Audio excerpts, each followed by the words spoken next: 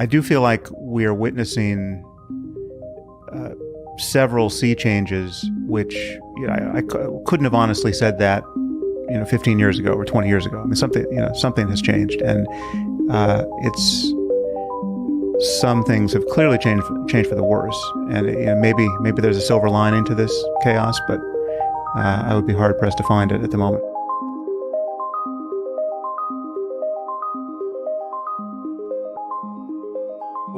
One of the things that I'm starting to think about is doing a little bit of retrospective work, trying to think about where our world, our country is. We're going into another electoral cycle.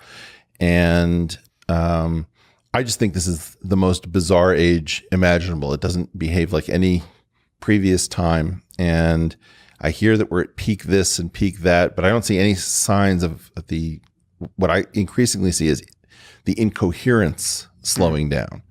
Are you also perceiving a world that is kind of intellectually unraveling, or are you seeing new kinds of formations that give you the idea that something is actually filling the voids that have been opening up when it comes to coherence? Well, I worry that this is a kind of cognitive delusion, that to think that the time you're in is always sort of newly chaotic or incoherent, or that civilization's on the brink in some new way in your time. But I'm taken in by it. In our You've case. got to be kidding, man. Yeah. This has never happened. Yeah. No. I mean, this is but there's got to be some name for this, where it's just, it's some kind of recency effect, or clearly there have been periods in history where things really have been on the brink in some new way. Oh, I don't mean to suggest that this is in general. No, I don't mean like World War II is about to happen. World War III is about to happen. But I do feel like we are witnessing several sea changes, which I couldn't have honestly said that 15 years ago or 20 years ago. I mean, something has changed, and it's some things have clearly changed for the worse. And maybe there's a silver lining to this chaos, but I would be hard pressed to find it at the moment. Well, so when I'm starting to think about what kind of chaos we're in, and using the fact that you and I agree on a lot, which I think makes our disagreements more interesting, because I don't like the ground level he said, she said kinds of disagreements. I don't think they're that interesting. For me, the big thing that's really new is that I can't think of a single institution I trust. There's no place that I can go to for ground truth. Well, this is an example. So you take the New York Times, and you and I whinge about the New York Times a fair amount. I've been watching you transition. Yeah. Oh, yeah. I've grown pretty dark about the paper That's record. New. Yeah. Like 5 years ago, you were somewhere else. Yeah, but I guess I'm wondering whether the cohort before us 20 years ago had this same litany of complaints about the New York Times, or whether something fundamentally has shifted. Well, I've been on the New York Times since the 80s. Okay, so you were early to this party. Yeah, I was very early to this party. But something has changed. So is this worse than the 80s?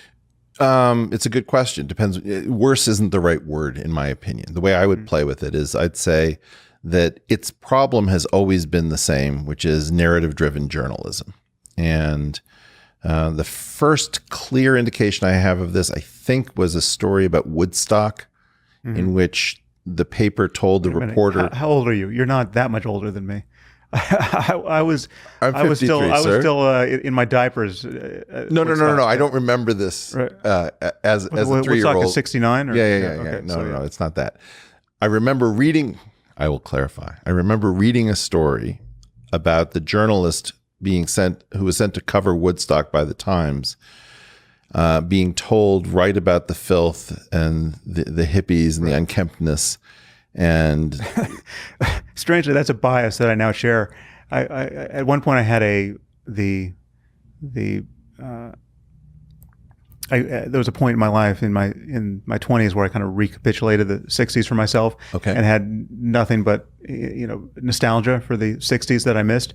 But now I have a fairly Joan Didion look at the slouching toward Bethlehem moment that was just the level of dysfunction and the non-acknowledgement of dysfunction.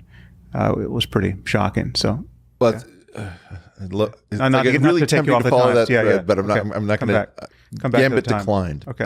Okay. What I recall of the story is that the Times had told the reporter what sort of story to file. Right. And the reporter called up the Times and said, I refuse. I'm seeing something different. I'm seeing something inspiring and heart-opening, and I'm not going to file that story. So if that's what you want, it's not going to. And I have cholera. And I have cholera.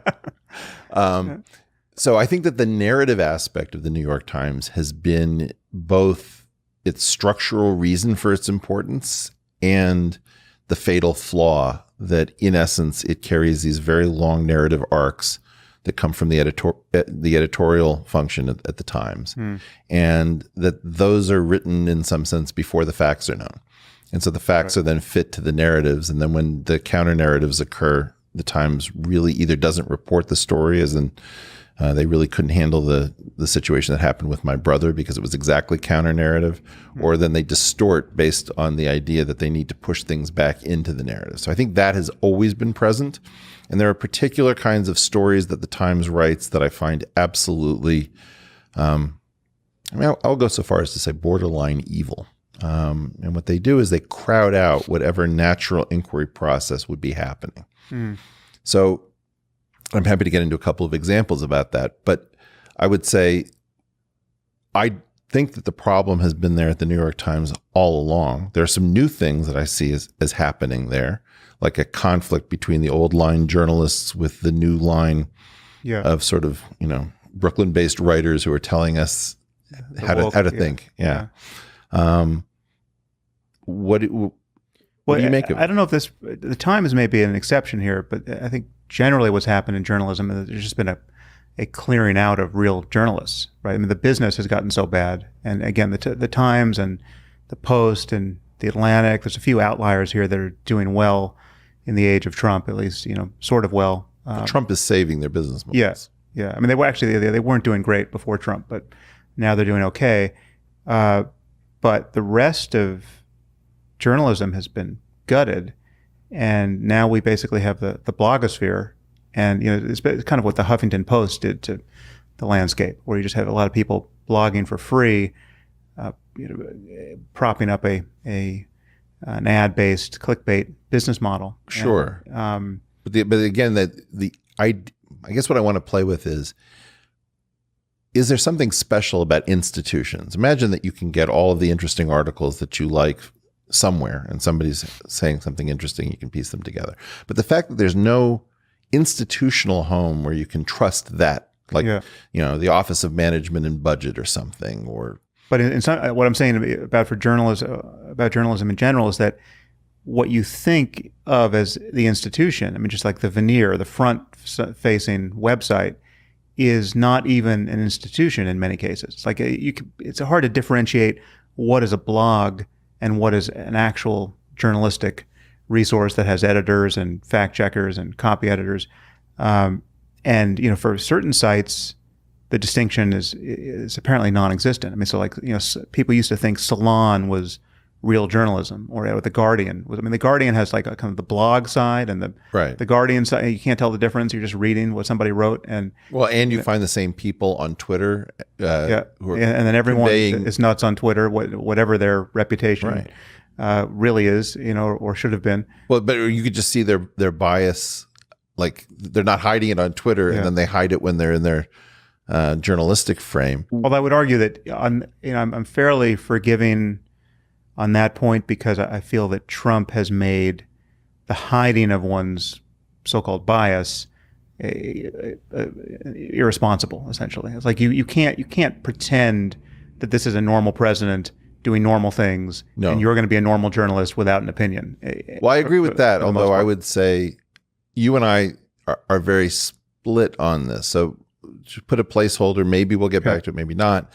That I'm more worried about the loss of things like Nature and Science than I am the New York Times. I'm now worried that there is nothing, even in the hard sciences almost, that can stand up to the onslaught of political pressure creeping into everything that has to be able to say no.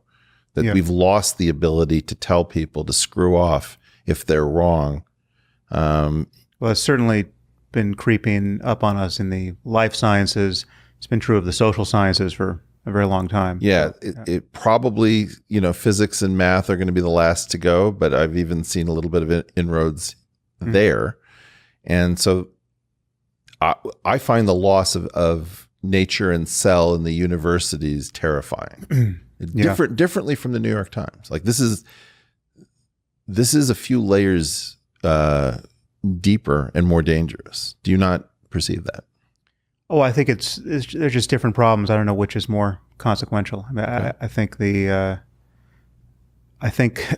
failure to have a fact-based discussion and the incentives to avoid one, I think that's just the scariest thing we have going, apart from the true monsters of pandemic and nuclear war and things like that.